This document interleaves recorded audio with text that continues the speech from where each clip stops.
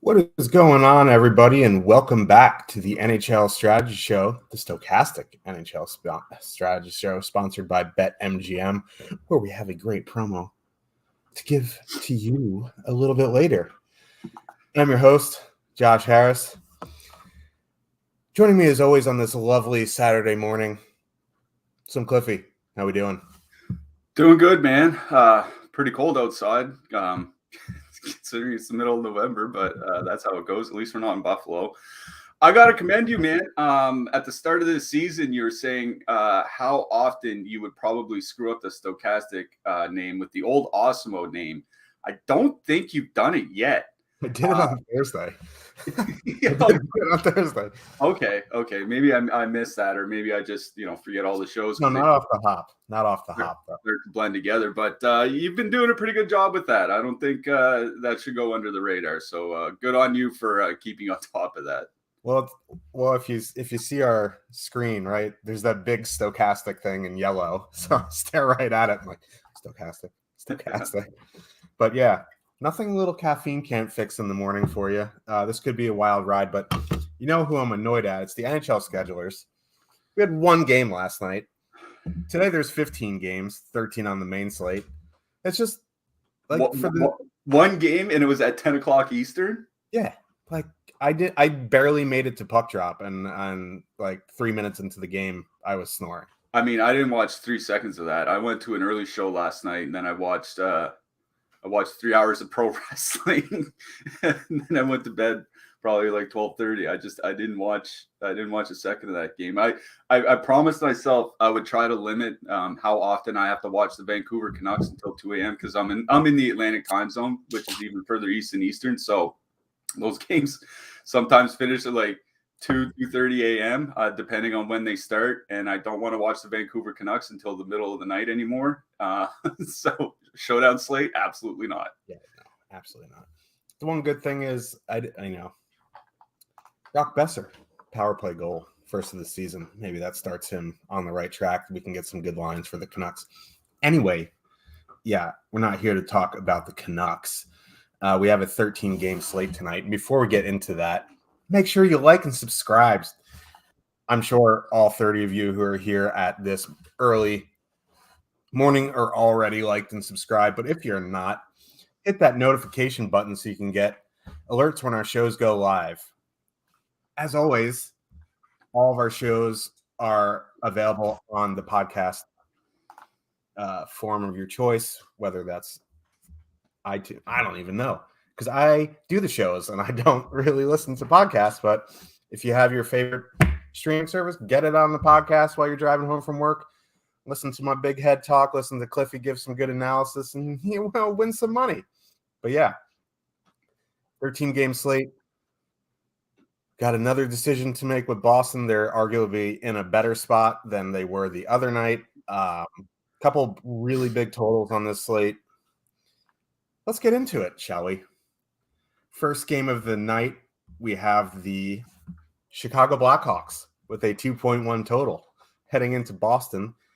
The Bruins have doubled their total up to 4.2 there. Here's the thing. Jake just ran projections. I just have to double check that on DraftKings. There we go. I was a little bit scared there when I saw the projection. Massive projection for Boston 1 here tonight. Now, they're the same price they were the other night. The difference being they're not facing Carter Hart. They're arguably in a better power play spot. I had concerns about their minutes. Last game, they played 19 each. What are you doing? Like, here's the problem that I have. I want to get your thoughts too, but here's the problem that I have. McDavid's on this slate. McKinnon's on this slate. Matthews is on this slate. Crosby's on this slate. What are you doing with Boston 1? Yeah, that's a pretty good question. The power play spot is the improvement of the power play spot is probably the most salient point here. Philly's PK, not really terrible this year. They played Philly in their last game, not really terrible. Don't take a ton of penalties. Chicago's a little bit different. Chicago's at 3.8 times shorthanded per game. I think that's like 8th most in the NHL or something like that. Boston does draw a fair amount of power plays. So, this top power play unit for the Bruins with Marchand, Bergeron, Pasternak, and Jake DeBrusk was their last game. It was David Krejci the game before. It seems like they're kind of flipping that fourth forward. But all that's important here is that entire top line. On the power play, Chicago's penalty kill, like not awful, but definitely not good by any stretch. So I do have interest in Boston 1. Like they are the highest projected line on the slate by our projections, our early projections here at 9 a.m. Eastern. About 4 DK points more than the next closest line, which I think is Colorado 1, and we'll get to them in a second. It's another one of those situations where they're going to come in lower owned than their top 2 stack because they're so expensive. It's such a big slate and there are so many top options like you talked about. Like, honestly, I think I know we say you want to bring all the guys along for the top line, but I honestly think it's fine to just one-off some guys here. Like, I think it's fine to one-off Bergeron because he is doing some work on the power play so far this year. I think it's fine to one-off David Pasternak given his shot volume. And given his role on this team, I think those are perfectly fine. They're going into that Chicago top line too, which is just a very bad defensive line, but they're getting pretty good goaltending. I think that's the one surprising thing about the Blackhawks this year is their goaltenders have held up pretty well for most of the season. So again, Boston 1's in a great spot. They're going to project extremely well. They're just extremely expensive, and it's whether you want to pay up for all those guys and look for a dumpster dive stack elsewhere, whether you just want to slam in a bunch of low-priced one-offs with them or something like that. Those are all options here on this slate. I think the way I'd approach Boston 1 here is just taking some one-offs, like I said, and I think David Pasternak probably at the top of that list.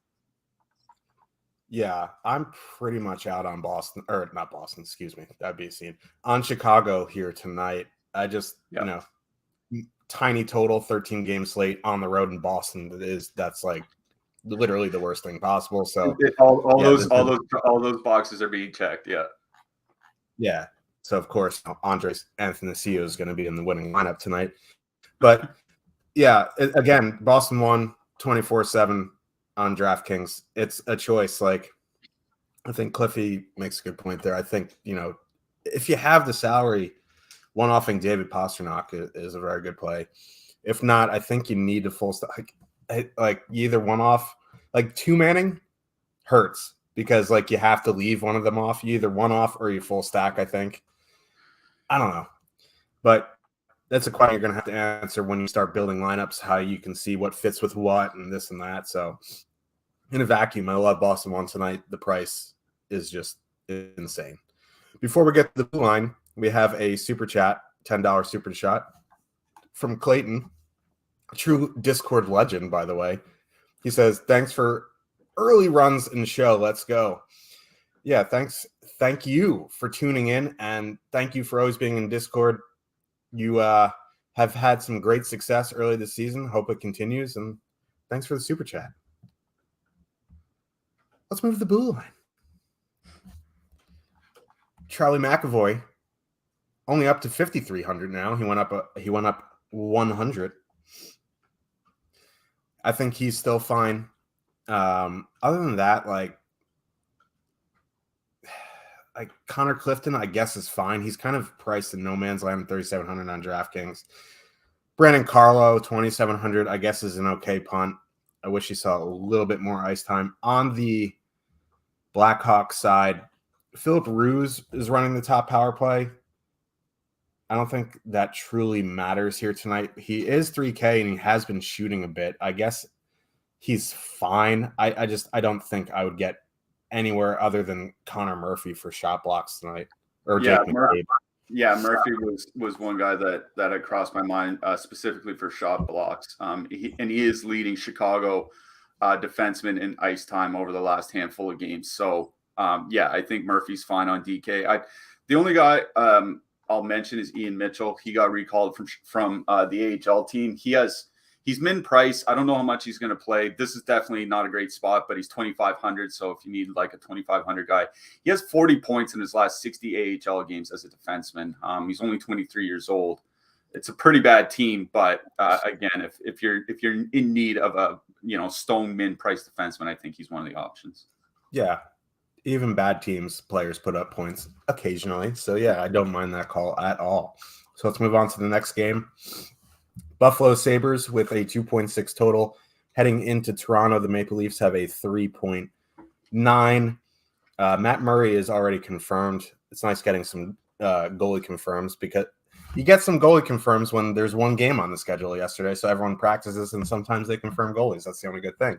Craig Anderson, probable for the Sabres. I mean, I say that, but we have to see morning skate. Could be with Conry Hurd. Yeah, with Conry Hurd, I got to imagine he's going to play. They're not going to throw an AHL goalie at Toronto. I mean, maybe they will, but I doubt it. I mean, is Craig Anderson an NHL goalie at this point? That's a discussion. But anyway, Matthews, Nylander, Bunting. Here we are with Toronto again. Like, this is just a very, very good spot. I like, honestly, like, I want to see ownership. I have a sneaky suspicion that Boston won't get too much ownership here, and Toronto will. I wish it was the other way around because I think this is a very good Toronto spot. Yeah, I agree. This is a very good Toronto spot. Here's my issue with Toronto is it's something that we talked about on the last show. It's just the way that they've put their lines together. Going back quite a while, Austin Matthews and William Nylander have played fairly well together. 250 minutes over the last couple seasons with Matthews and Nylander on the ice without Tavares or Marner. So just those two plus a third wheel winger. 3.5 expected goals for, 2.4 expected goals against. Pretty good numbers. Only average defensively by their expected goals against numbers. So not really a brutal matchup, at least by the numbers over the last few seasons. But they're not scoring. That's been a constant issue with Nylander playing with Austin Matthews. 1.5 goals for in 250 minutes together. 1.5 goals for 60 minutes. It's like it started before the season that when those two were together, they had trouble scoring. Whether it's the types of passes that they make, where they end up in the offensive zone, who knows? But Marner just helps Matthews score more. I mean, it didn't help a lot in the first 3 weeks of the season or whatever, but historically speaking. So going into that Buffalo top line, obviously with Alex Tuck there, like I don't think I would go to Buffalo 1, but like Matt Murray's only had one good game since returning. Everybody thought he was one of the worst goalies on the planet up until he got injured. I don't know if I would full stack Buffalo 1, but I do think, even going back to he's expensive, but a one-off Tage Thompson at 7,900 is definitely something you can do. That guy's just firing the puck. I think it's 25 shot attempts per 60 minutes that he's putting up, which is just an absolutely ridiculous number. Like if you work out the shots per 60, that works out to, over 4 shots per game for him of late. So I think Tage Thompson's perfectly fine as a one-off. That's probably about it from the Sabres. I don't think I would dip too much further down into the lineup. Jack Quinn's supposed to be back in the lineup. He's going to skate with Dylan Cousins, JJ Peterka. They're going to go up against Toronto too. I don't think that's going to be a very good defensive Buffalo line. So I think Toronto 2 is definitely in play here, especially where Tavares and Marner are still priced in the low 6s on DraftKings. Again, I don't think they're necessarily a great duo, but it is a decent power play spot here. The Buffalo penalty kill is not very good. And Toronto's power play is still elite. You have Tavares and Marner on the top power play unit. So if I'm 2-man stacking here in this game, it's probably Tavares and Marner. I don't mind Tage Thompson as a one-off guy here. Yeah. On the Buffalo side, I really wanted to get behind Buffalo one here. It's just they're too expensive. But I think one-off, like you said, Tage Thompson, he's just firing. He's playing hot potato with the puck. It's going on net. And, I like Matt Murray. Should he be the Leafs starter to lead them to first-round exit glory? I don't think so. But, he's there. Tage Thompson would be the one-off guy for me. I think this is a decent spot to power play stack the Leafs. It's just as much as I rag on Mitchell Marner, he's just much better with Matthews. It just is. So you can go Tavares and Marner. You can go Matthews and Nylander. I think I want, some power play exposure in this game. Interesting. I'm interested in ownership because I think they're going to be fairly chalky. And if they come in pretty heavily owned, I'm probably going to look elsewhere. But in a nutshell, this is an excellent matchup. On the blue line here, Rasmus Dahlin, 8,200. I think this is a pretty good spot for him, though, honestly. A 2-man of Tage Thompson, Rasmus Dahlin is super expensive. It's over 16,000. But if you can find a mid-range line that you like, I think they'll take you on a very unique build. And it's not like the Leafs are just elite defensively. They're far from it. I think this is a pretty good spot for them as well. On the Leafs side, also Owen Powers is playing massive minutes. He's up to 4K, but I think it's still fine.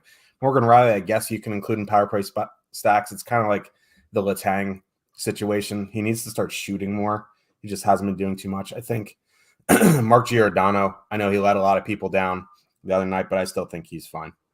Yeah, Riley did have 4 shots in his last game, but he also played nearly 27 minutes. And I got to think if they play 27 minutes here, maybe Tage Thompson could have a decent night. So, Buffalo's really only playing 2 defensemen. It's Dahlin and Power getting a ton of ice time. Everybody else is 18 minutes or less.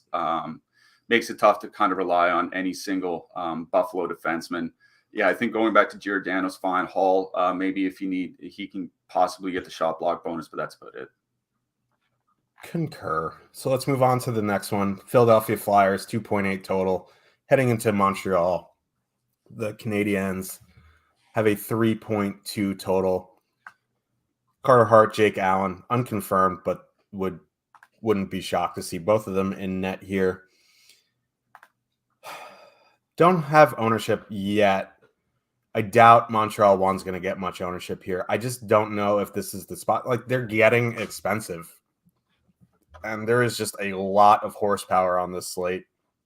If they were cheaper, they'd probably play. I think one-offing Mike Hoffman or, pairing him with Gallagher. I think, going to bits of Montreal 2 for me is where I'd be looking if I'm looking to get in expensive stacks like Boston 1, et cetera, et cetera.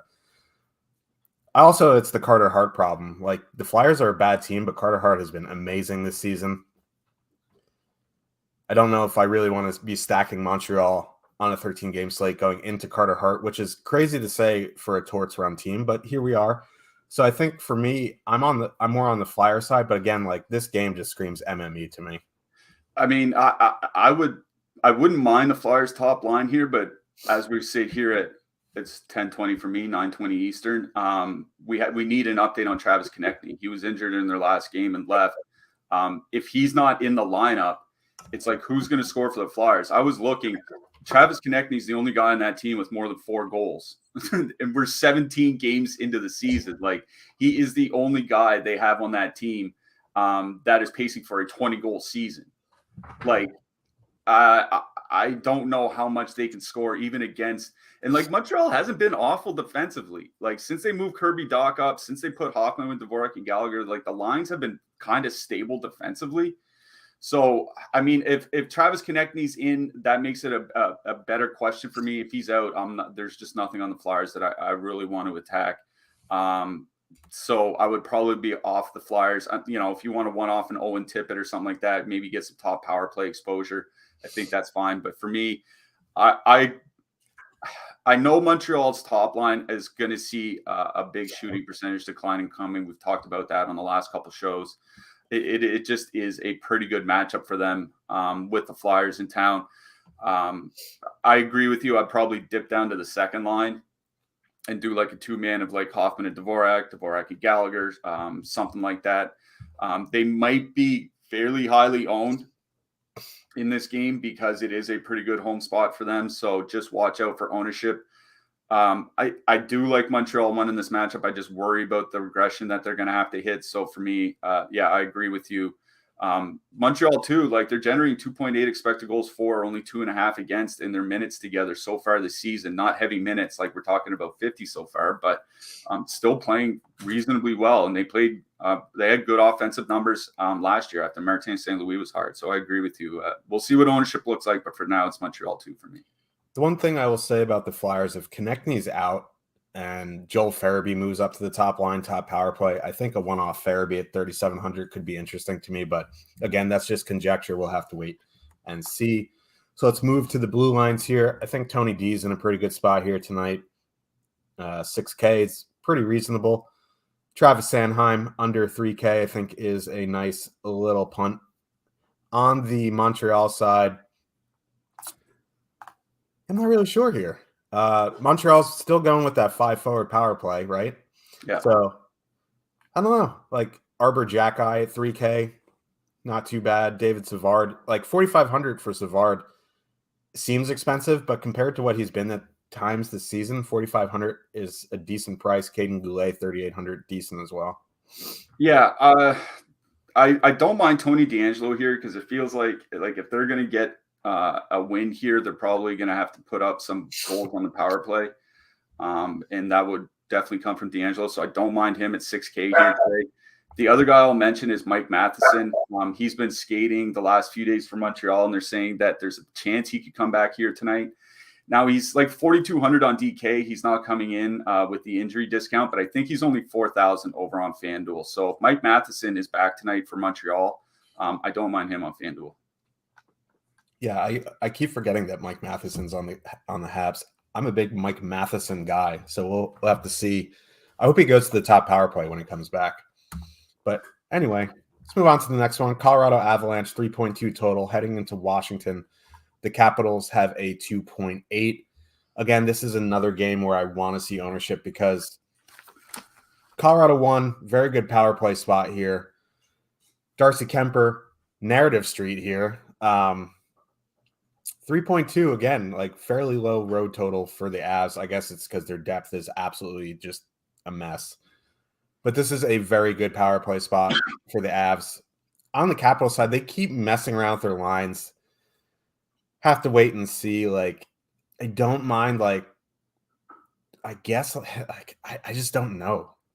Like, I want to get some exposure to the Capitals lines not going against McKinnon, but like that would be like Kuznetsov, Milano, Protas, and that's just like, do I really want to be stacking those guys on a 13-game slate? I don't think so. Yeah, it's funny that you mentioned the low-ish total. Like their top line has the same projection as their other 9 forwards combined. Yeah. Like that's kind of the way it's working out for them because they're playing so many minutes and responsible for so many goals. Yeah, I mean, I think this is a good spot for that Colorado top line. Like, you know, they will play a ton of minutes. They are perfectly correlated, playing reasonably well offensively, 3.2 expected goals for, but only 2.2 actual goals in their sample this year. Nathan McKinnon has been struggling a little bit to score. He's had some shooting percentage issues. Once that turns around, things will improve considerably. And yes, it is a good power play spot for Colorado. Washington doesn't take a ton of penalties, but really struggles to kill off the ones that they do take. So yeah, I think Colorado 1 makes a lot of sense. They're a little bit cheaper than Boston. I think like $1,000 cheaper, just doing a little bit of mental math in my head. So, I mean, you get some savings there. You can take off. I mean, I don't think you really necessarily should, but you can take off like Mikko Rantanen and put on Evan Rodriguez or something for additional power play exposure at a lower price. So I think that's the way that I would go. Like, I wouldn't stack that Colorado second line, like Newhook, Rodriguez, Kaut. Like, Rodriguez and Kaut have been shooting a little bit. They've also been playing fewer minutes. Like, they've almost been getting like the third line minutes basically over the last few games, where Cogliano, Compher, and Logan O'Connor have been getting more ice time. So yeah, I think it's a pretty good spot for Colorado 1. I would probably we'll see what ownership looks like. If they're in lower than Boston, like, I would probably play them over Boston, just because they might play 23 or 24 minutes here. I do like Colorado 1 a fair bit.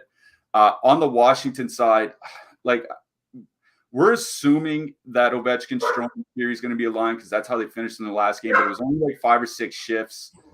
Like, Washington changes their line so much, like, it's hard to rely on really any combination.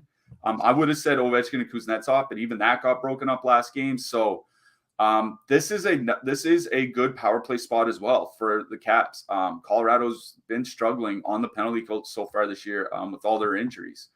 John Carlson's been playing. He played like 27 minutes last game or something like that. So I think you're fine with going like Strome and Ovechkin, even if they get broken up at 5-on-5. They're going to play the power play and they're going to be on the ice together. They have been, with Connor Sheary on their wing, they have been generating some pretty good offense so far this year. And they haven't always been going out against other top lines. They do get some second and third line matchups, and that could be pretty good against this Colorado team that just got ran over by Carolina in their last game. Absolutely thought Francouz that kept them in the game. So I think more than anything, I like a 2-man of Ovechkin and Strome in this one. Yeah. It's rare that I like Ovechkin on a massive slate, but I have to agree with you. Like, he's reasonably priced as well. He's shooting the puck more. It's a good power play spot. Dylan Strome's not expensive. Kuznetsov, 5,300 is whatever. You know what I mean? Like, I don't know if you have to dip all the way down to, Marcus Johansson on the fourth line here. For more power play, I think he can go Strome, Ovechkin, Kuznetsov, or Strome, Ovechkin, Carlson. Let's talk about that blue line. John Carlson, 7,100, but he's just been playing massive minutes since he has come back from injury. I think 7,100 is fine in this spot. Same can be said for Cale Makar, 7,900. Those guys just never leave the ice. Other than that, I guess like Martin Fairvary, 2,800 is a fine punt. Eric Gustafsson, 3,600 has been playing minutes, but like, he's more of a power play guy. So I don't know. Fairvary for me. Yeah, the only other guy I want to mention is Devin Taves. He has 8 shots in 6 games this month, despite playing 26 minutes a game. I think Colorado's problem, inability to really generate much with the top line off the ice, is kind of showing through Taves' inability to really get a lot of shots on net. They're just not creating a lot unless he's on the ice with the top line. So, like, I don't even know if I would dip down to Taves right now. I think it would probably be Cale Makar or nothing for me on the Colorado side. Yep, I agree there. As we mentioned off the hop, we are sponsored by BetMGM, and we got a deal for you. You can get 2 free months of Stokastic Plus Platinum and up to $1,000 risk-free bet when you sign up, make a deposit, and make your first paid wager at BetMGM. All you got to do is click the link in the description. You got to, have a Stokastic account. You can create one. If you don't have one, then you got to create a BetMGM account, which is also very easy. You can get up to $1,000 risk-free bet, depending on what your risk tolerance is. You can do as low as $10 up to $1,000. If you lose the bet, you get it back in free bets, and then you get 2 free months of Stokastic Plus Platinum. What are you waiting for? This is an elite deal. So if you're in a legal state that offers this and you don't have a BetMGM account, yeah, just do it. It's literally free to get 2 months of Stokastic plus Platinum. So hop on it. Let's move on to the next one. Detroit Red Wings, 3.4 total. Heading into Columbus, the Blue Jackets have a 3.1 total. The Wings completely destroyed their lines last game after putting up 7 goals, which was, I guess it was in game, but like they still scored 7 goals. Kubalik, Larkin, Perron, Bertuzzi, Kopp, Raymond. Like, I actually like that top 6. Top line fully correlated on the top power play. Second line fully correlated on the second power play. Not sure why they took Bertuzzi off the top power play and put Oscar Sundqvist there, but I am not the coach. Ken Johnson up with Johnny Gaudreau and $7,000 Boone Jenner, who's actually been very, very good. I am excited about Ken Johnson on the top line. Unfortunately, I think Columbus is going to come with a lot of ownership here. I like Detroit's side here. So I do like Detroit as well, particularly that Larkin-Perron duo, adding Kubalik if you want. But Perron's really helped out that top power play. The top power play unit with Larkin and Perron there have been scoring about 8.5 goals per 60, which isn't like super elite or anything. It's good, but it's just way better than they had done like over the last couple seasons. That's where Perron's impact has helped. I'm going to bring back something from a couple years ago, and it's time zone touting. I wonder about the Detroit Red Wings here tonight. They had a 3-game road trip in California, played in San Jose on Thursday night, have to fly to Columbus to play here tonight, and it's the last game of the road trip. So where Detroit's not very good defensively to begin with, I wonder just, kind of how ready they might be for this game. And, Columbus doesn't really take a lot of penalties. One of the lowest times shorthanded in the leagues. And their penalty kill actually hasn't been bad. Obviously, that changes with all the defensemen hurt. So I kind of like the Columbus side of this game, which feels so bad to say. But like Gaudreau and Jenner, like we talked about on the last show, pretty good numbers without Patrick Laine there. 2.9 expected goals for 2.8 expected goals against. So actually above water on a team this bad is pretty amazing. 3.5 actual goals for. Gaudreau and Jenner both shooting a lot lately. Kent Johnson on the top line with them makes them fairly affordable. I hope they don't come in with like 14% ownership. We'll see what top stacks say. But honestly, of everything I like in this game, I got to say it's the Columbus top line. And I hate that I said that. Yeah, I mean, it's not ideal, but time zone touting is a thing. It's going to be interesting. I want to see ownership on this game because if there could be ownership on the Wings here too, like ownership. I know how we talk about like ownership isn't tell all be all, but like if Columbus one is like 15% like on a 13 game slate, then howdy doody, probably looking elsewhere. But I want to see what it is. On the blue lines here, Moritz Seider, 5,200 is fine. For Phil Pronik, 3,800. Marcus Bjork up to 4,100 running the top power play. Like, I just don't know if I want to pay 4,100 for Marcus Bjork. I think, guys like Gavrikov or Peak or Gavin Bayreuther are where I'd be looking. I mean, Eric Goodbranson played like 24 or 25 minutes in their last game. Like, I know he's bad, but can he get hit by 3 pucks and give us the block bonus on DK? Like, I think that's definitely possible. Also mentioned Jake Wallman. Mentioned him his first game out, still only getting like 13 or 14 minutes, but man, he scored. He scored in their last game against San Jose.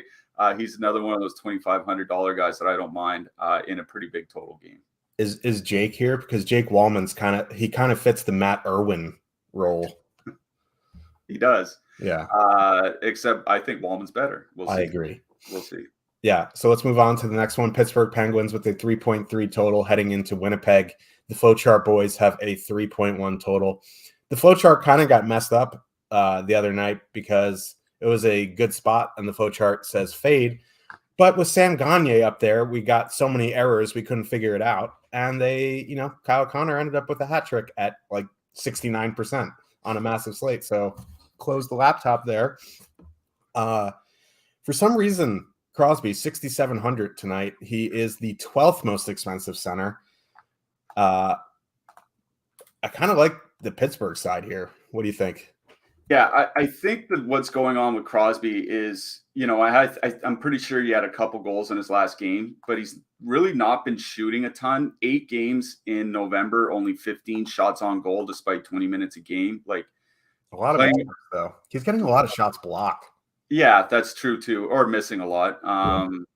He's doing that. It's always tough going into Winnipeg. We talk about it a lot because you're facing Connor Hellebuck, and Hellebuck, he flat out looked like arguably the best goalie in the league so far this season. I think you got to put him up there with, Shesterkin and Sorokin and those guys, even though, maybe Shesterkin hasn't had the best start. Pittsburgh did rearrange their lines, obviously, putting Raquel back with Crosby and Gensel. I don't know why they messed them up in the first place because Malkin, Rust, and Zucker was off to such a good start this year. 4.7 expected goals for per 60 minutes, 4.5 actual goals for. Problem is Rust hasn't been shooting a ton lately. Maybe that changes now that he's back down to the second line. I do kind of like that Pittsburgh 2 matchup here in this game going into Winnipeg. It's like not really a terrible matchup for them. It's like the Winnipeg penalty kill's not really been great. That's kind of an issue has been an issue for the Jets at times. So I don't think you have to full stack them. I think you can leave Jason Zucker off, but Jason Zucker's been shooting a lot, and he's only 4,100. And that second line, it's not projecting that far behind the top line for us. Only 3 fewer DK points in their projection, and they're like $3,000 or $4,000 cheaper. Just trying to run the numbers pretty quickly in my head. So I kind of like that Pittsburgh second line in this matchup. Go with the cheaper guys. Crosby's priced down, yes, but it's also because he's not shooting. Malkin, Rust, and Zucker have been great this year. They'll probably see that Perfidi, Dubois, Wheeler line, which has been better lately, but still trading a lot of chances back and forth. So Pittsburgh 2 for me here. Yeah, the one thing I will say, if you are into the Jets here, I have no faith in the Penguins' penalty kill or goalies, so I think Winnipeg is fine. I think they're just going to get a fair bit of ownership tonight. On the blue line, we have my 2 least favorite power play quarterbacks, Chris Letang and Josh Morrissey. You can add them in if you want. I wouldn't one off either one of them. Nate Schmidt, Brennan Dillon, I think are fine. Jeff Petrie, 4,200, I think, is kind of like the Jake Muzzin no man land of a few years ago, but I think he's fine at 4,200. Yeah, I'm glad you mentioned Petrie just because his price is down. Like, he had been close to the mid 5s at times on DraftKings this year, so I think 4,200 is a lot more reasonable. I will say Chris Letang is shooting more lately. He did have that one big 6-shot game, but if you take that out, he's still at like 2 shots per game before that, which isn't a lot, but it's a lot better than what he was doing earlier this season. Just not a lot for me that I absolutely love in this game. I think Josh Morrissey might actually make the best play, considering he's getting 25 minutes in. That Pittsburgh penalty kill has been pretty shaky this season. For sure. Let's move on to the people's main event. Anaheim Ducks with a 2.7 total heading into St. Louis. The Blues have a 3.7 total. I like both top lines in this game. Ducks penalty kill.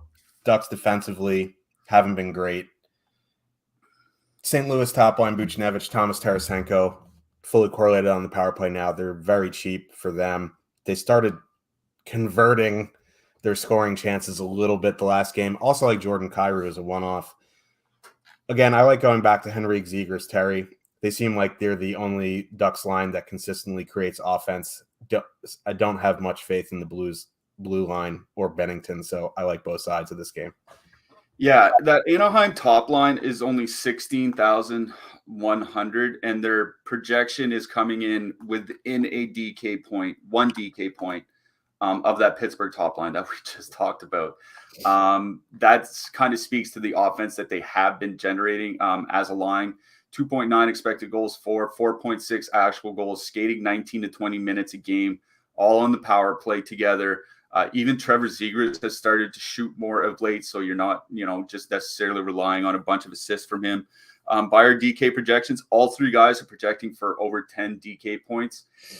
And St. Louis has been a little bit better lately, but neither of their lines have really been great defensively. Like even the Brandon Saad, Ryan O'Reilly line has been like a roughly league average by expected goals against, maybe a little bit worse. The Thomas Tarasenko Buchnevich line is another one of those lines that is like the Winnipeg second line we just talked about, that is really just trading chances back and forth. Like, obviously, I like that Buchnevich Thomas Tarasenko line here. They're very reasonably priced. I think they're 14,900 on DK. So cheap.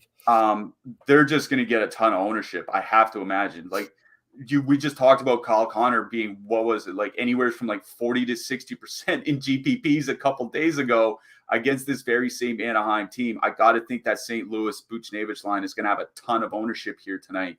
You'll be able to fit them in with Boston 1. That's going to be an issue. Yeah. So, like, I do like Buchnevich, Thomas Tarasenko. Don't get me wrong. They're a good line, good offensive numbers on the power play together, project well. I just worry they might actually be the highest owned line on the slate here tonight. So, I don't mind a Brandon Saad, Ron O'Reilly too, man, to be honest. They probably should come in with a little bit lower ownership. Brandon Saad, I think, makes a fine one-off, but it's honestly Anaheim one that I like here in this game, just as a much lower-owned option to what should be some very high-owned Blues here. Yeah, and that top line has been great. I guess if you like Mason McTavish, 2,600 on the top power play, if you want like a super cheap one-off, don't mind him. On the blue line, Cam Fowler running the top power play unit, 3,500. He is in play for me. On the blue side, we'll have to see if Parayko's back. If he isn't, I think, guys like Mikkola see, big minutes here. Otherwise, it's probably going to be, Torrey Krug at 4,400, which sounds awful, but he is correlated with the Blues top line. Yeah, I would just say we also have to wait for news on Parayko. Yep. He's not like out. He's just day to day. So like maybe he could be back today. And if he is, then Mikkola's ice time's going to get nuked. Falk's not going to play 27 minutes, et cetera, et cetera. I hate that I like Cam Fowler here. Like it's just felt awful playing him. But yeah, he's definitely an option here tonight. I can't say I'm going to play any Blues guys until we see Parayko's status. I think that's really important here as far as ice time goes. Yeah, I agree. Tampa Bay, 3.1 total heading into Nashville. The Predators have a 2.9 total. Juuso Pärssinen, unstoppable here. I just, not a huge fan of that top line. Like they're probably outperforming what they are actually doing. This is a tough matchup for them. Granted, Tampa Bay penalty kill, not great, but neither is the Predators, and I prefer the Tampa side here. I don't know if I'm going to get to them in 1 through 3, but I think, Tampa 20 max, 150 max definitely should be in your portfolio here. So here's my problem with playing really basically any Nashville guys here today is Pärssinen made his debut a week ago. Last Saturday.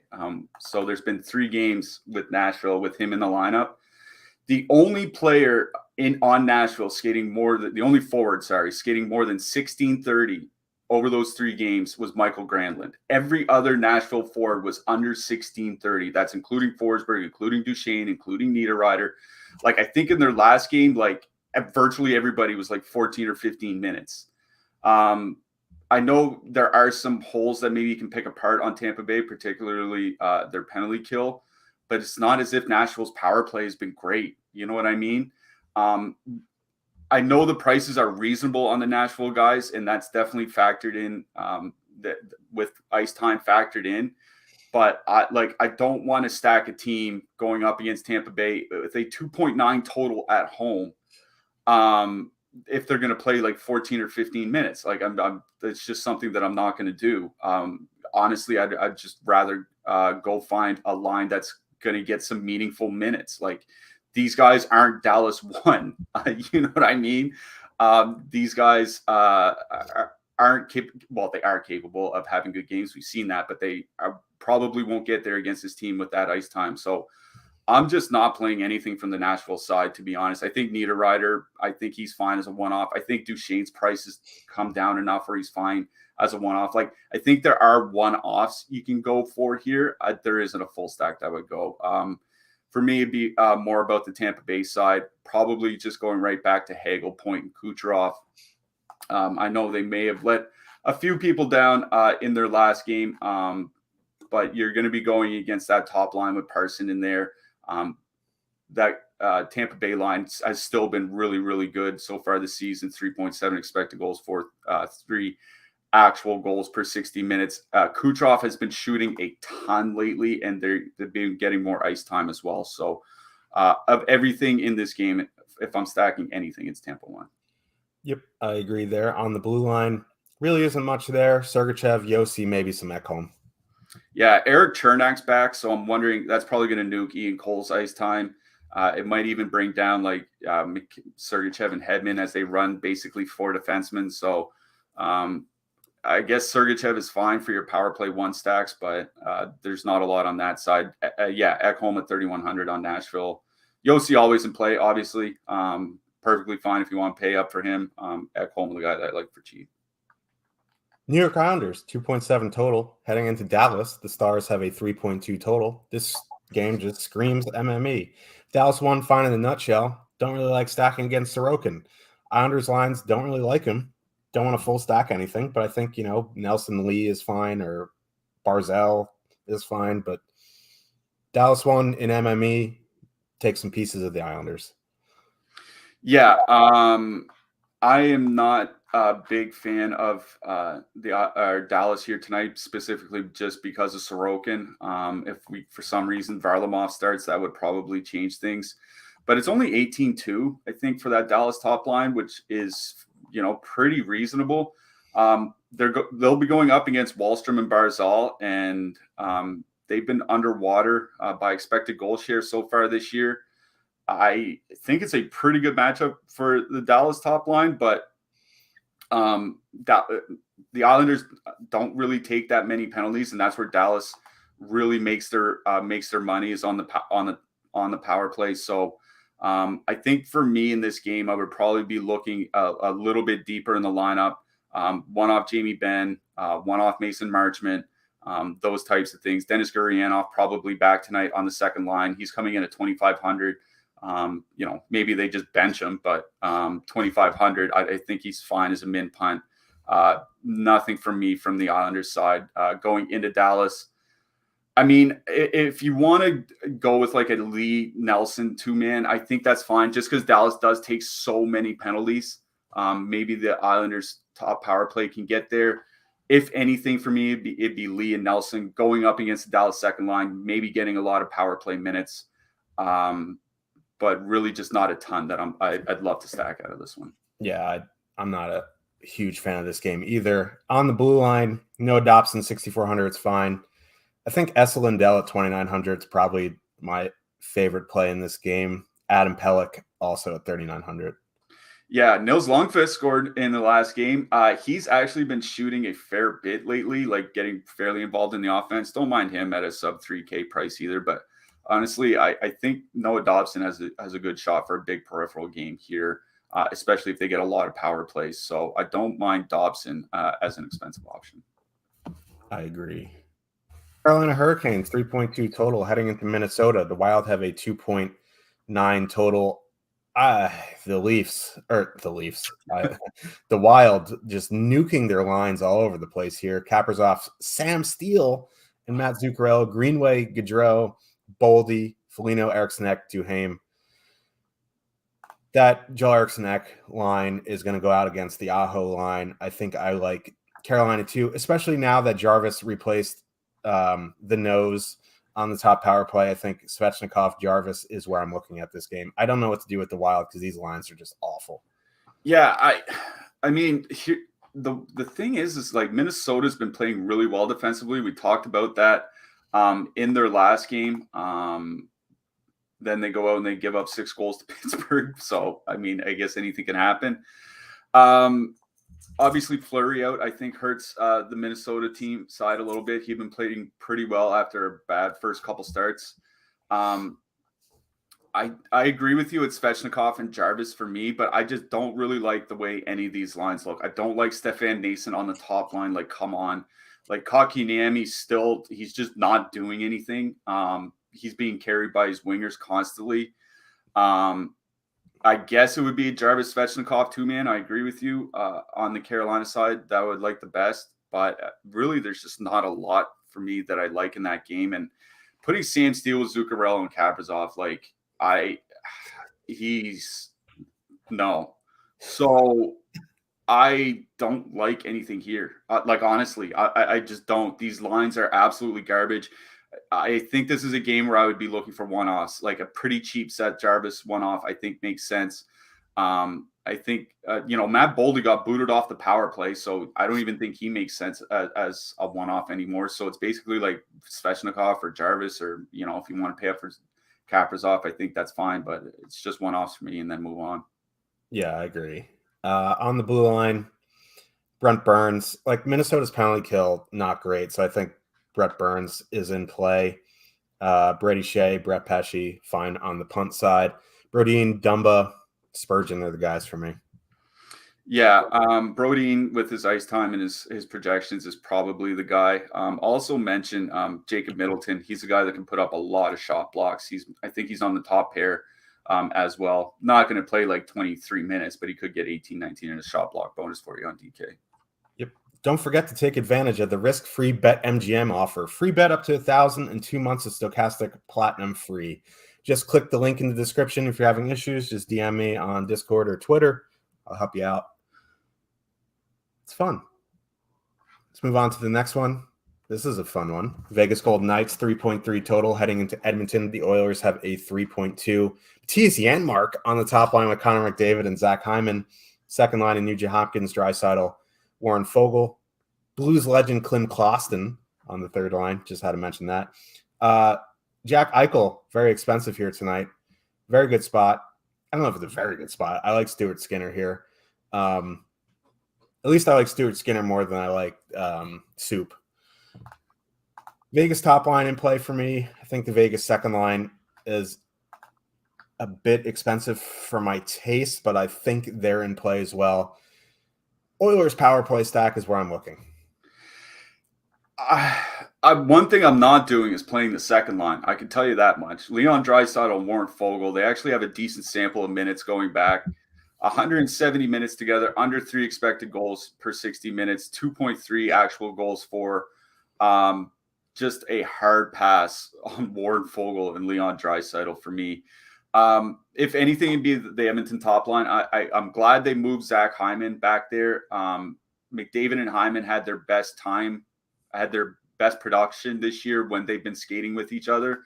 3.8 expected goals per 60 minutes, 5.9 actual goals per 60 minutes.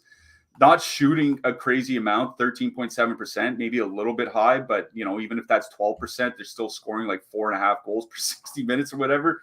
So we'll see what ownership looks like, because I think ownership might be kind of low on Edmonton here on such a huge slate with so many top stars. And especially where, Zach Hyman's priced down a little bit, 6,900, still expensive. If anything on the Edmonton side, it would be McDavid and Hyman as a two-man going up against Vegas. But honestly, I don't think this is a good game for Edmonton.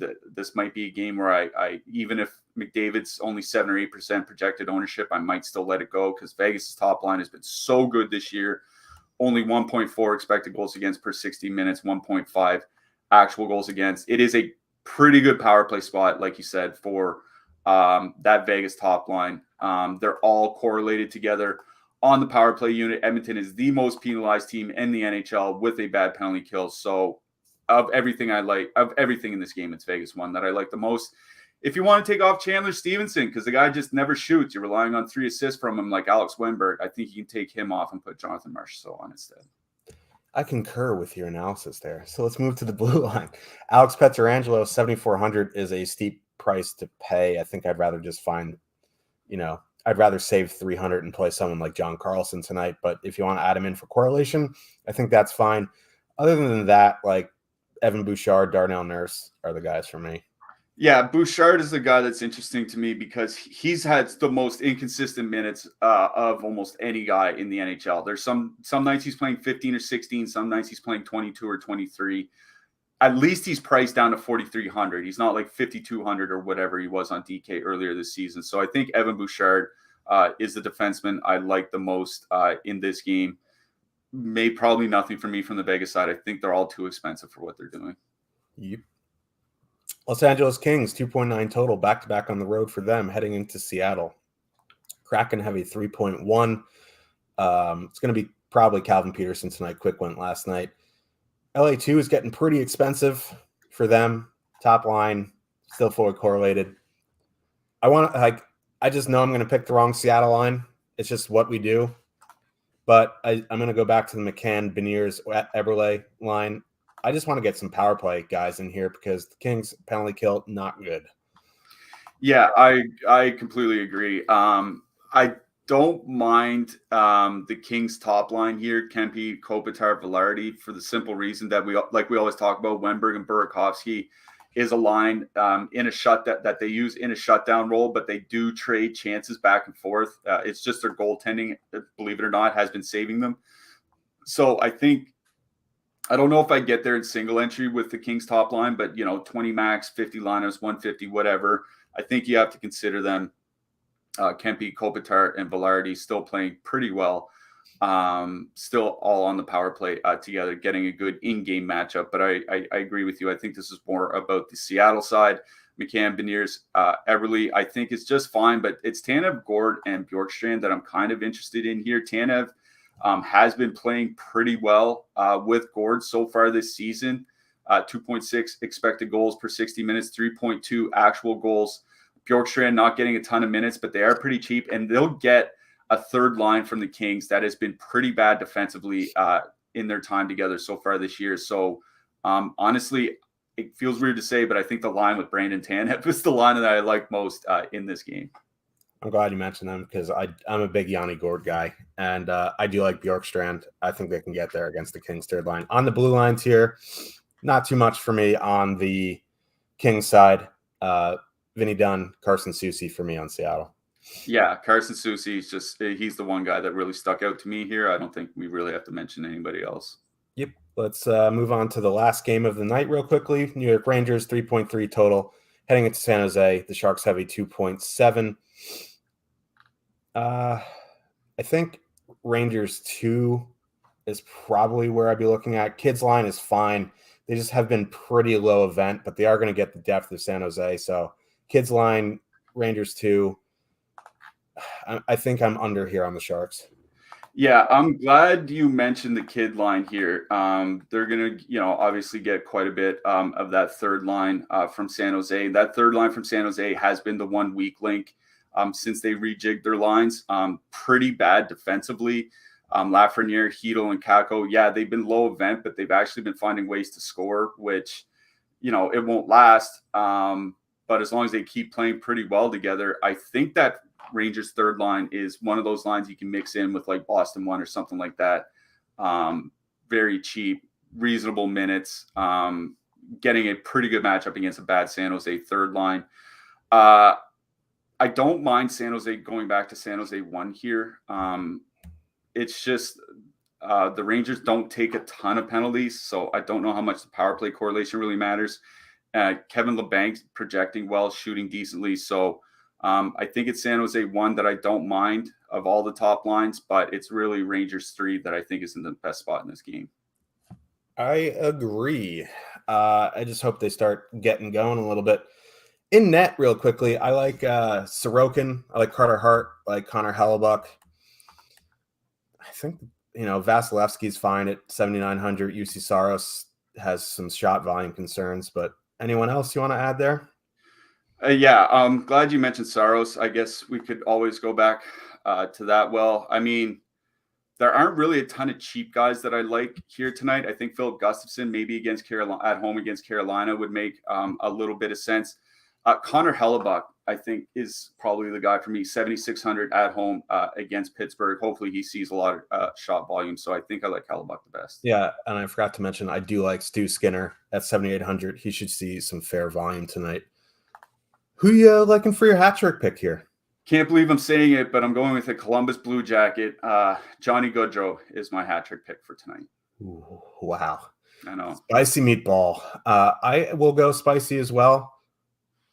I'm going to go Oliver Bjorkstrand. Wow. Out of left field. That guy's shooting 1.8%. You got to think that the regression is going to all come back pretty quickly. I hope you're right here tonight. Yeah, I hope I'm right too. And coming up right after us in 2 minutes at the top of the hour, NBA strategy show with EMAC and Ship My Money in case for those people who, pronunciation. But anyway, we'll be back next week. We'll be in Discord. We'll be on Twitter. So thank you for tuning in, and we'll see you tomorrow or next week. Next week sometime. Good luck, everyone.